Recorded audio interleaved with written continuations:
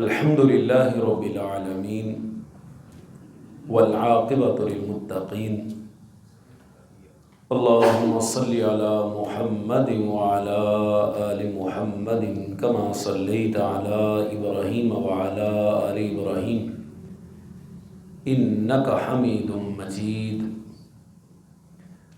اللہم بارک علی محمد وعلی آل محمد کما بارکت علی ابراہیم وعلی آل ابراہیم انک حمید مجید رب اشرح لی صدری ویسر لی امری واحلل عقدۃ من لسانی یفقہوا قولی سبحانک لا علم لنا الا ما علمتنا انک انت العلیم الحکیم اللہم انفعنا بما علمتنا وعلمنا ما ينفعنا وزدنا علما۔ باب ہے من لم يدخل الکعبہ، جو شخص حج یا عمرہ میں کعبہ کے اندر داخل نہیں ہوا۔ عن عبداللہ بن ابی اوفا رضی اللہ عنہ قال اعتمر رسول اللہ صلی اللہ علیہ وسلم فطاف بالبیت۔ سیدنا عبداللہ بن ابی اوفا رضی اللہ تعالی عنہ بیان کرتے ہیں کہ رسول اللہ صلی اللہ علیہ وسلم نے عمرہ کیا تو کعبے کا طواف کیا، وصلی خلف المقام رکعتین، اور مقام ابراہیم پہ 2 رکعتیں پڑھی، ومعہ من یسترہ من الناس، آپ کے ساتھ ایک آدمی تھا جو آپ کو لوگوں سے چھپائے ہوئے تھا۔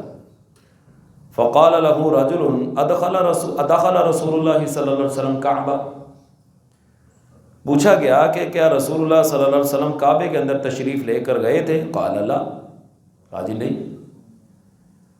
اگلی حدیث اس میں تھوڑا سا اس کا تعارض ہے، اگلی پڑھ لیں پھر بات واضح ہوتی ہے۔ من کبر فی نواحی الکعبہ، جس شخص نے کعبے کے کونوں میں اللہ اکبر کہا۔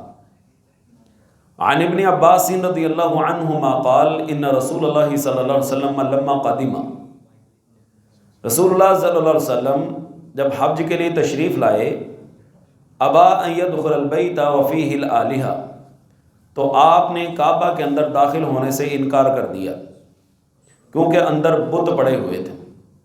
فامر بها فاخرجت، آپ نے ان کو باہر نکالنے کا حکم دیا۔ فاخرجوا سورۃ ابراہیم و اسماعیل فی ایدیہما الازلام، اور وہاں پر حضرات صحابہ نے حضرت ابراہیم اور اسماعیل علیہ السلام کی وہ تصویریں بھی نکالی جس میں وہ بتوں کے پان سے پڑے ہوئے تھے۔ فقال رسول اللہ صلی اللہ علیہ وسلم قاتلہم اللہ، اللہ تعالیٰ ان کو غارت کرے، ہلاک کرے۔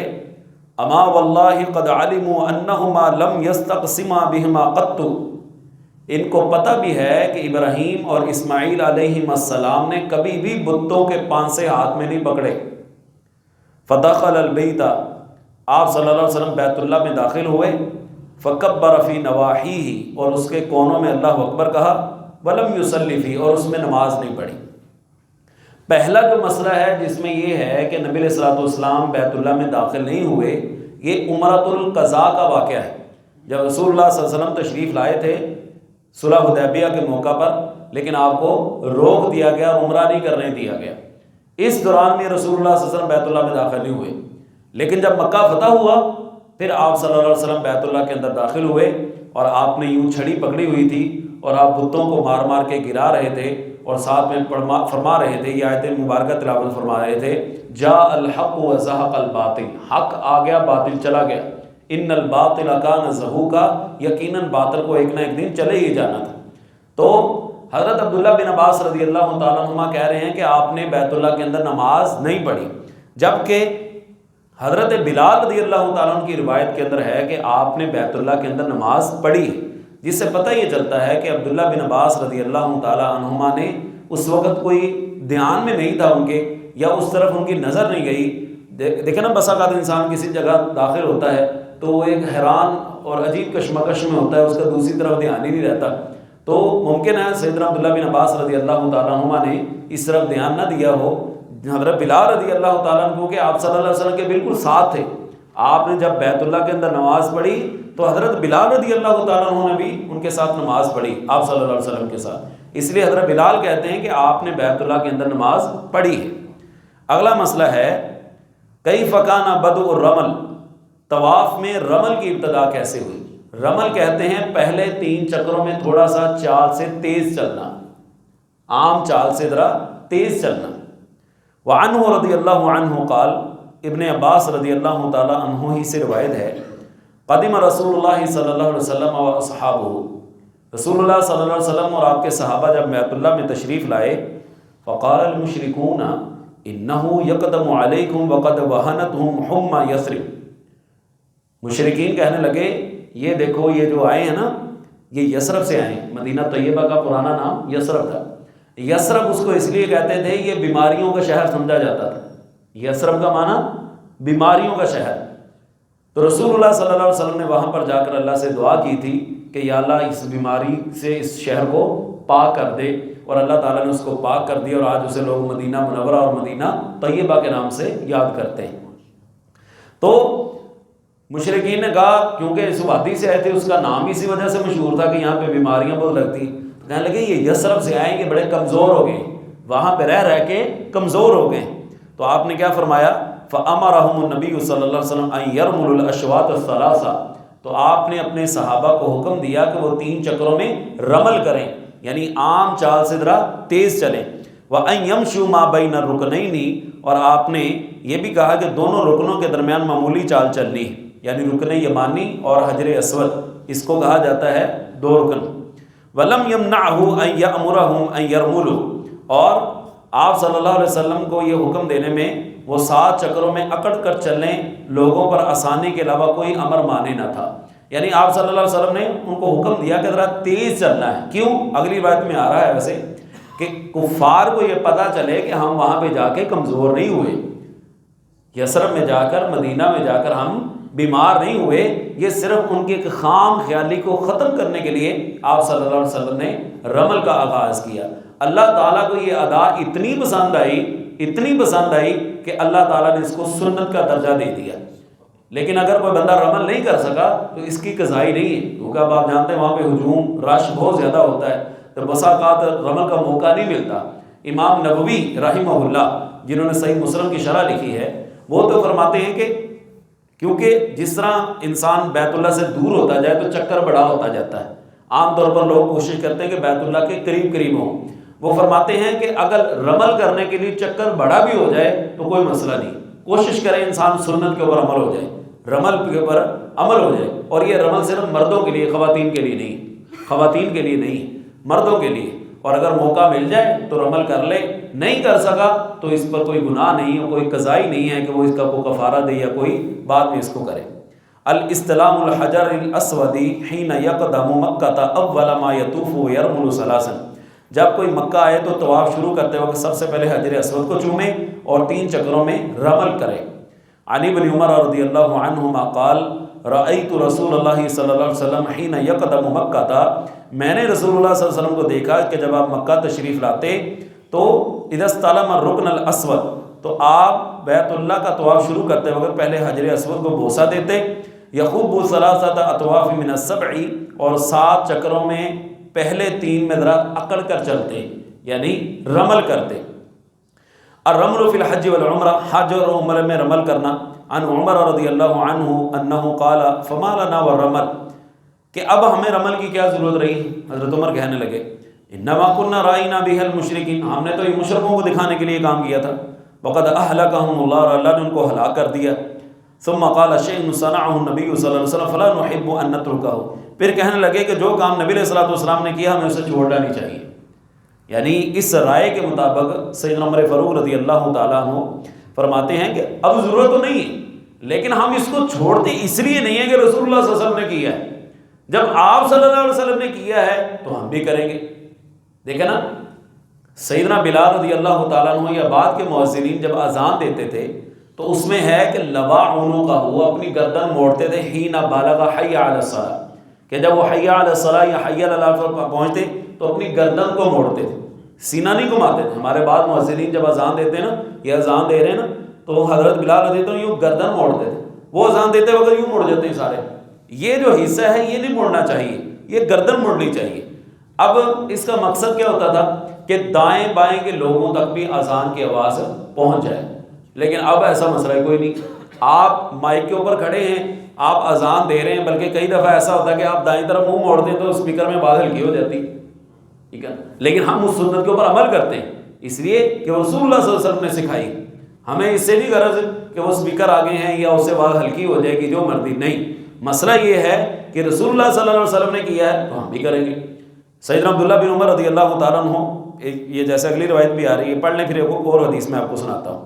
عن ابن عمر رضی اللہ عنہما قال، فرمانے لگے، ما ترکت استلام هذین الرکنین فی شدۃ ولا رخاء منذ رأیت النبی صلی اللہ علیہ وسلم.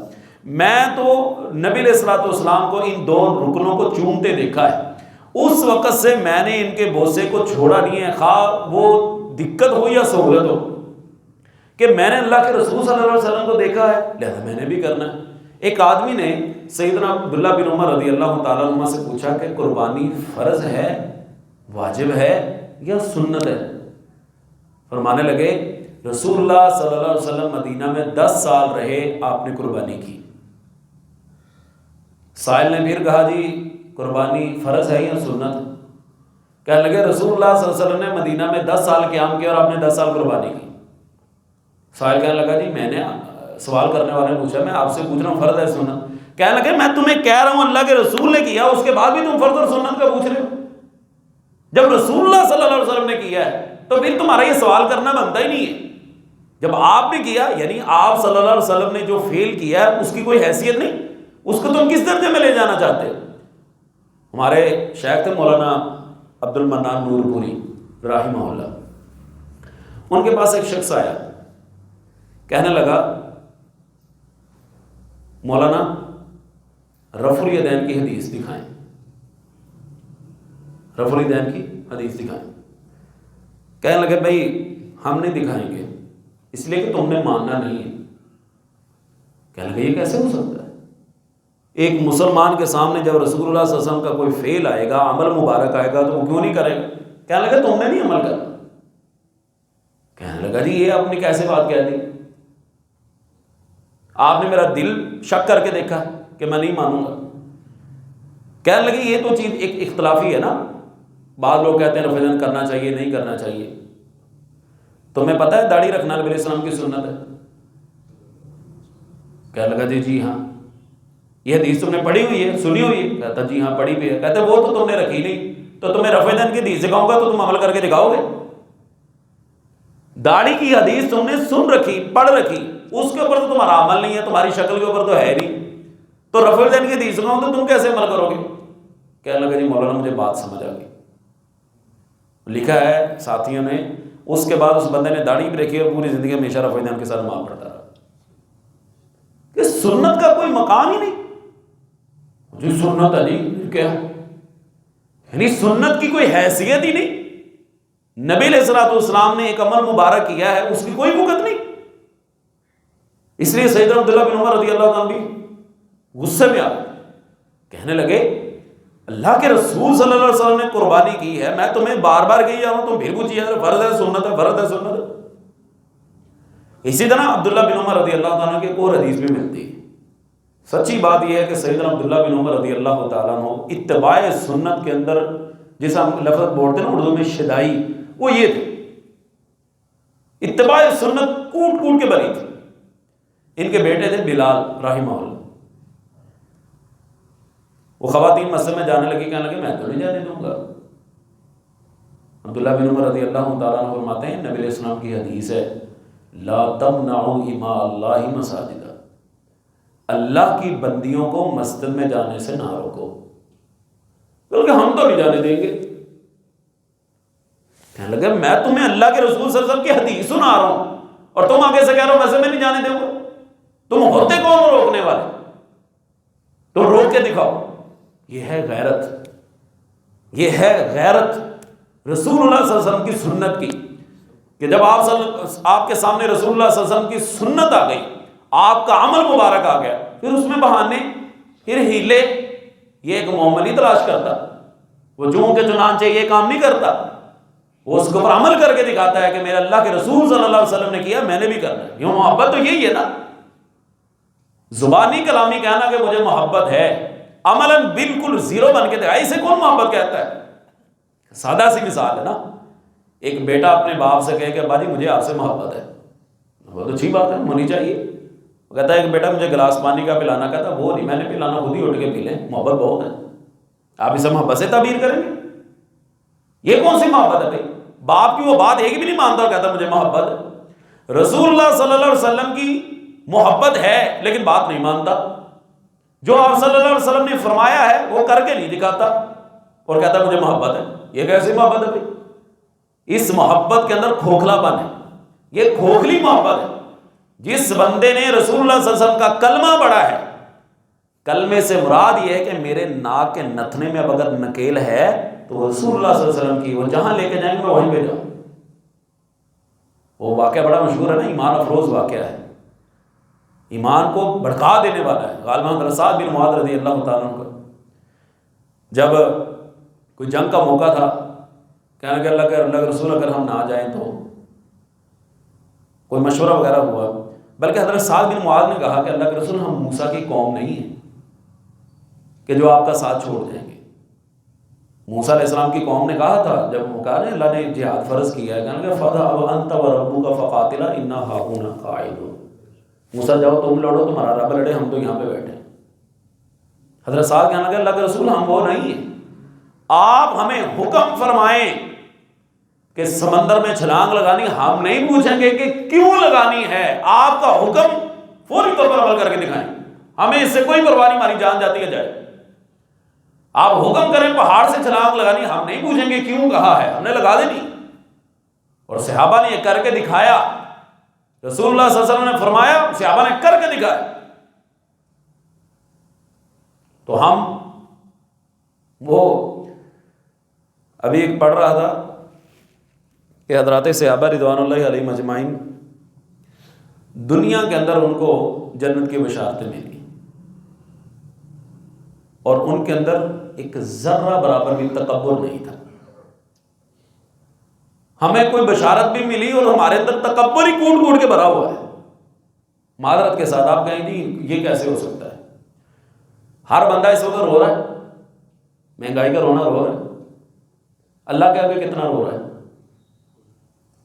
مہنگائی کا رونا تو رو رہا ہے، اللہ کے آگے کتنا کا رو رہا ہے؟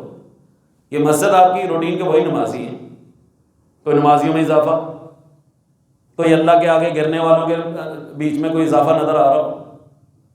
ہر بندہ رو رہا ہے، کوئی یہ ہمت کرنے کی کوشش نہیں کر رہا کہ میں اپنے اللہ کے آگے رو لوں، اس کو آگے اپنا دکھڑا سناؤں، حالات بڑے خراب ہیں، حالات بڑے خراب۔ ٹھیک ہے خراب ہے، نظر آ رہا ہے، اپنی جو اپنی حالت ہے نا، اپنی انسان کی انفرادی حالت، وہ اس سے بھی بدتر ہے۔ حالات کی خرابی کا رونا ٹھیک ہو جانے۔ ایک انسان کا سردی بڑی ہے، سردی بڑی ہے تو کہنے سے ٹھیک اپنا ختم ہو جانی، آج تو موسم بڑا ہی گرم ہے جی، اخیر ہی گرمی تھی، کہنے سے ختم ہو جانی ہے۔ اس کا کوئی حال ہی ڈھونڈیں گے نا، آپ پنکھے کے نیچے بیٹھ جائیں گے، کوئی پنکھی پکڑ کے ہوا لے لیں گے، اے سی کے نیچے بیٹھ جائیں گے، کوئی اس کا حل نکالیں گے۔ حالات خراب ہیں، اس کا حل کیا نکالا ہم نے؟ کتنا کا ہم رب کے سامنے گڑ گڑائے ہیں، کتنا کا ہماری مسجدوں میں اضافہ ہوا ہے نمازیوں کا، کوئی اضافہ نہیں۔ وہ زمین جنبد نہ جنبد، میاں گل محمد جنبد، زمین ہلے یا نہ ہلے، بندہ اپنی جگہ پہ ٹس سے مس نہیں۔ یہ کیسی بے وفائی ہے، اس مالک کے سامنے رو کے دیکھ لیں۔ وہ شیخ جلال الدین قاسمی حافظہ اللہ، انڈیا کے بہت بڑے عالم ہیں، بڑی پیاری بات کہی انہوں نے، کہنے لگے اللہ تعالیٰ فرماتے ہیں وَمَا تَسْقُطُ مِن وَرَقَةٍ إِلَّا يَعْلَمُهَا، دنیا میں جہاں کہیں درخت ہیں، کتنے درخت ہیں؟ آپ کو اپنے فیصل آباد کے شہر کے درختوں کی تعداد کا پتہ ہو؟ گنے تو جا سکتے ہیں نا، اگر انسان ہمت کرے تو گنے جا سکتے، لیکن ہمیں پتہ نہیں پوری دنیا کے اندر کتنے درخت ہیں، کسی کو کیا پتہ؟ اللہ فرماتے ہیں کہ دنیا جہان میں جہاں کہیں درخت سے ایک پتا بھی گرتا ہے ہمیں اس کا علم ہے۔ کیسا علم ہے اللہ رب العالمین کا؟ کیسا علم؟ ایک پتا دنیا جہان میں جہاں کہیں گرتا ہے، میرے مالک کو اس کا بھی پتا ہے، اگر ہم اس مالک کے سامنے آنسو گرائیں تو کیا اس کا ہمارے آنسو کا نہیں پتا ہوگا؟ پتوں کا تو اسے معلوم ہے، تو جب یہ آنسو گریں گے تو کیا اس مالک کو نہیں پتا ہوگا؟ میں اس کے آگے رو رہا ہوں، اس کے آگے رو رہا ہوں، چلیں آپ کے آگے رو رہا ہوں، آپ کے پاس کوئی حل ہے؟ آپ یہی کہیں گے نا کوئی نہیں، اللہ خیر کرے گا۔ میں ان کے آگے رہوں گا، کہیں گے کوئی نہیں، اللہ خیر کرے گا۔ لیکن اس مالک کے آگے روئیں گے، وہ آپ کے حالات ٹھیک کرے گا۔ وہ آپ کو یہ نہیں کرے گا کوئی نہیں خیر ہے، حوصلہ رکھ۔ اس کے آگے روئیں، وہ آپ کے حالات ٹھیک کر کے دکھائے گا۔ وہ مالک، نبی کریم صلی اللہ علیہ وسلم نے فرمایا ان اللہ حی کریم، اللہ بڑا ہی حیا والا ہے، بڑی ہی عزت والا ہے۔ یستحیی من عبدہ اذا رفع یدیہ ان یردہما صفرا، جب بندہ مومن اپنے رب کے سامنے ہاتھ اٹھاتا ہے، مالک فرماتا ہے مجھے ان ہاتھوں کو خالی لوٹاتے ہوئے حیا آتی ہے۔ یہ کیسے ممکن؟ اس لیے یہ غیرت ہونی چاہیے انسان کے اندر۔ یہ لوگوں کے آگے رونے کی بجائے نا ہر آدمی کو اپنا دکھ سنانا، کسی ہمدرد کو آپ اس کو سنائیں گے نا تو وہ آپ کو حوصلہ دے گا، ورنہ سارے ہمدرد نہیں ہیں، سارے ہمدرد نہیں ہیں۔ چنگا ہی ہوا، تماشا لگا ہوا ہے، وہ تماشا دیکھ کے خوش ہوتے ہیں۔ کہتے ہیں نا کہ ہم ایک ایسے دور سے گزر رہے ہیں جہاں پہ کوئی کسی کے دکھ سے دکھی نہیں بلکہ سکھی ہے۔ کسی کو دکھ ملتا ہے نا تو وہ خوش ہوتا ہے۔ یہ ایک سائیکالوجی ہے، ایک سائیکی ہے۔ بعض انسان ایسے مردہ ضمیر کے مالک ہوتے ہیں، ان کے سامنے کسی بندے کو تکلیف پہنچے نا تو وہ آگے سے دکھی نہیں ہوتے، وہ خوش ہوتے ہیں۔ صاف ضرب سمجھ وہ انجوائمنٹ کرتے ہیں ان دکھوں کو، چنگا ہی ہویا ہے مصیبت، ایک کیا سی نا چنگا ہی ہویا ہور لے مسے پتہ لگے کہ بھاوے کدی، اس طرح کی باتیں کرتے ہیں۔ یہ خیر خواہ نہیں ہوتے، یہ تماش بین ہوتے ہیں، یہ آپ کے اس دکھ کو انجوائے کر رہے ہوتے ہیں، حالانکہ ایسا ہونا نہیں چاہیے۔ آپ صلی اللہ علیہ وسلم کا فرمان ہے المؤمن للمؤمن، مومن آدمی جو آپس میں یہ ایک جسم کی مانند ہے۔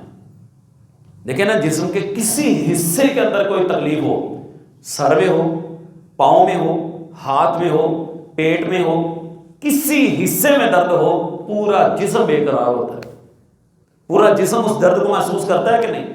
یعنی آپ کے پاؤں میں تکلیف ہے تو ہونا تو یہ چاہیے کہ پاؤں کو نیند نہ آئے، لیکن آپ کے پورے جسم کو نیند نہیں آتی، آپ ساری رات کراہت میں اور بے قراری میں گزارتے ہیں۔ فرمایا مومن کے لیے ایسا ہی ہے، مومن کو تکلیف پہنچتی ہے نا تو دوسرا مومن بھی بے قرار ہو جاتا ہے کہ یار میرا بھائی بڑا پریشان ہے، یار اس کی تکلیف دیکھی نہیں جا رہی، اس کی پریشانی دیکھی نہیں جا رہی۔